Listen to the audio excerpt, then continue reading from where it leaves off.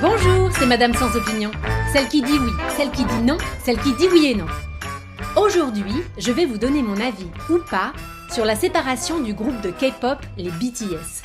Vous savez, ce boys band de jeunes chanteurs coréens qui ne sont ni 2 ni 3 mais carrément 7, spéciale dédicace à Philippe, Franck et Adèle, et dont la carrière va être interrompue pour cause de service militaire.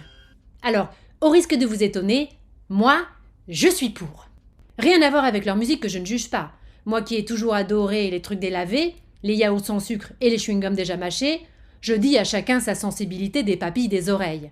Non, si je suis pour, c'est pour une toute autre raison, c'est que je ne comprends pas bien de quoi on s'émeut exactement. Ce n'est quand même pas la première fois de l'histoire que des artistes sont rattrapés par l'armée. Nous aussi on a été groupies et on a eu notre lot d'idoles militarisées. Des Elvis Presley envoyés en Allemagne de l'Est, des Johnny Hallyday troquant leur futal en cuir contre des treillis, et nous aussi, on a été éplorés. Je me revois encore avec ma cousine, chialant devant le poster qu'on avait trouvé dans Salut les copains, vous savez, celui où Johnny pose devant un char de combat. On se repassait en boucle le 33 tours des portes du pénitencier d'une main, en se tripotant de l'autre. Bon on a pris notre mal en patience. Là où je suis plus dubitative, c'est sur l'efficacité du recrutement. Non parce que les One Direction coréens ne sont pas simplement appelés à faire un banal service militaire. En réalité, ça commence à chauffer sévère entre la Corée du Haut et la Corée du Bas. Et c'est vrai que, sur le papier, ça paraît complètement con de la part de Séoul. Oh, j'adore dire Séoul plutôt que le gouvernement sud-coréen. Ça me fait sentir importante, sérieuse. J'ai l'impression de présenter le 20h. Bon, qu'est-ce que je disais ? Ah oui, je trouve ça complètement con de la part de Séoul d'appeler à la rescousse un groupe d'effets gender fluide aux cheveux couleur chamallow qui chantent l'amour, l'estime de soi et le respect de son prochain pour préparer la guerre.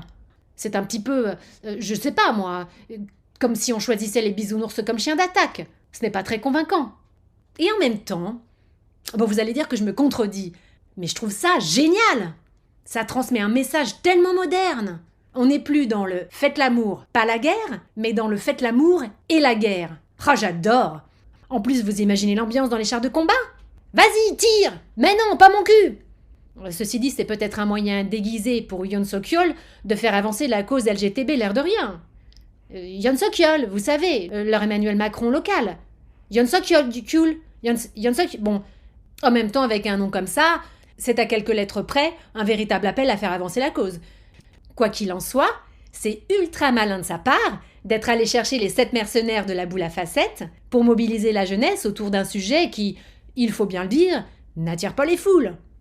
Tu prends un bisounours, un BTS, tu l'habilles en kaki, tu l'envoies au front, à mon avis, tous ces fans emboîtent le pas de loi.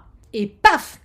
La Corée du Sud se retrouve avec une armée de 10 millions de jeunes gens fringants, corps et âme dédiés à leur guide. Ah, c'est sûr, Pyongyang n'a qu'à bien se tenir, hein. Oh voilà, ça recommence. Ah, j'ai dit Pyongyang au lieu de Corée du Sud. Je me reprends pour Claire Chazal. Non seulement je ne sais plus ce que je dis, mais maintenant, je ne sais même plus qui je suis. Bon, allez, sur ce, Claire et moi, on vous laisse. Bisous, bisous.